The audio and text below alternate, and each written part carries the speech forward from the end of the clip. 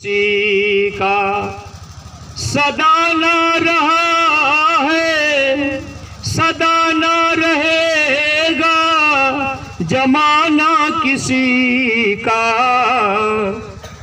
हमेशा हम आप नहीं रहेंगे, शरीर एक दिन छूटेगा।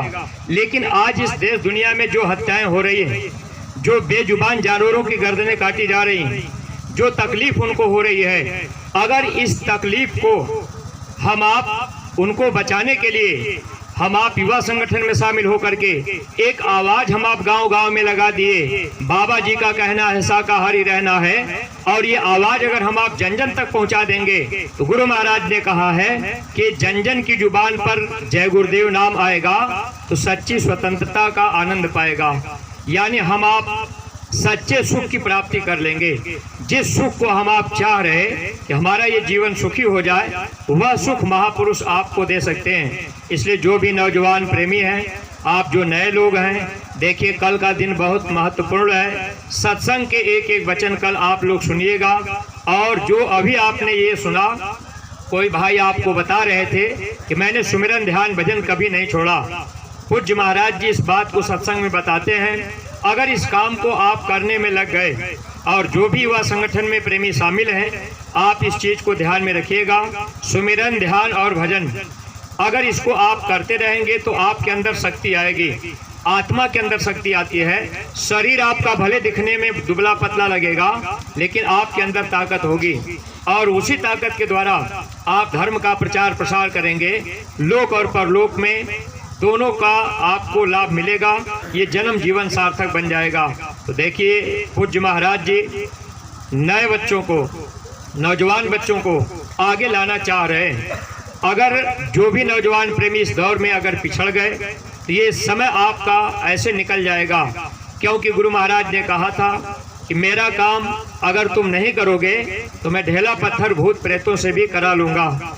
इसलिए जो भी नौजवान प्रेमी हैं, आपको मौका मिल रहा है इस युवा संगठन में सब लोग शामिल होकर के, और इस संगठन को मजबूत बनाकर आप धर्म के प्रचार में आप अपने अंदर एक जिज्ञासा पैदा कीजिए। पूज्य महाराज जी चाह रहे कि हर लोग एक एक गांव को गोद ले लें। जितने नौजवान हैं, अगर आप 20-25 नौजवान, जैसे आप यही गाजीपुर के जिले के, और ख़ास तौर से आपके चौरा से, छीड़ी से, अगल बगल से जो प्रेमी हैं, अगर इसमें 20-25 नौजवान आप तैयार हो जाएं और आप 25 गांव को गोद ले लें और उस गांव में आप टोली बना करके जाने लगे, तो अगर आपकी उम्र 20 साल है, 15 साल है, 25 साल है, जब आप गांव में धर्म का संदेश सुनाएंगे, पूज्य महाराज जी की बातों को बताएंगे, गुरु महाराज के वचनों को जन जन तक पहुंचाएंगे, लोग सुन करके अवाक रहेंगे और लोगों के विचारों में बहुत बड़ा परिवर्तन होगा।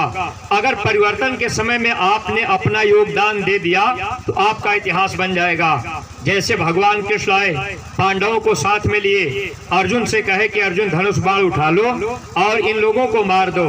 अर्जुन मोह से ग्रसित हुए, धनुष बाण रख दिए। अगर आप ये सोचेंगे कि हमारा पढ़ाई लिखाई का समय है, खेलने खाने का समय है, बाद में देखा जाएगा, अगर दूसरे की बातों पर आप आ गए तो आपका ही नुकसान इसमें होगा। जब अर्जुन मोह से ग्रसित हुए, भगवान कृष्ण बोध कराए, अर्जुन तुम निमित्त मात्र खड़े हो जाओ, काम हो चुका है। जब अर्जुन को भगवान कृष्ण अनुभव कराए, अर्जुन देखे कि महाभारत हो चुका है, सब लोग मरे पड़े हैं, तब उस समय अर्जुन हाथ जोड़ करके भगवान कृष्ण से पूछ दिए कि प्रभु ये महाभारत हो चुका है, फिर आप हमसे लड़ाई क्यों करवा रहे? भगवान कृष्ण बोले कि बस आपका इतिहास बन जाएगा, अर्जुन निमित्त मात्र तुम खड़े हो जाओ। ऐसे ही जो भी नौजवान बच्चे हैं, अगर आप गुरु महाराज के इस संदेश को जन जन तक पहुंचाने में निमित्त मात्र आप खड़े हो गए और इस संगठन में आप शामिल होकर के फिर धर्म के प्रचार में लग गए, तो आपका भी इतिहास के पन्नों में नाम होगा। ये मानव जीवन आपका सार्थक बन जाएगा। दोनों तरह का लाभ, लौकिक और पारलौकिक, दोनों प्रकार का सुख आप प्राप्त कर सकते हैं। ऐसा मौका आपको मिला है।